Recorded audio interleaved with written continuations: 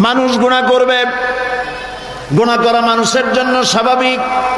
এই জন্য আল্লাহ রাব্বুল আলামিন কোরআনে কারীমের মধ্যে বলেছেন, লা তাকনাতু মির রাহমাতিল্লাহ, বান্দারে আমার রহমত থেকে নিরাশ হয়ে যেও না, আমার রহমত থেকে মায়ুস হয়ে যেও না।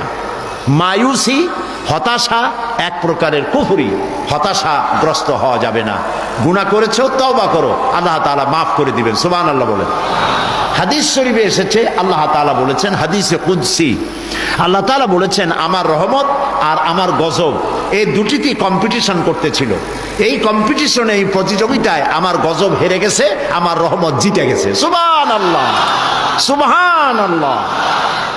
তার মানে হলো, বান্দারে তোমার গুনাহ যদি পাহাড় সমান হয়, আমার রহমত আকাশ সমান। আর তোমার গুনাহ যদি আকাশ সমান হয়ে যায়, তাহলে আমার রহমত আমার আরশ উপচে পড়েছে। সুবহানাল্লাহ।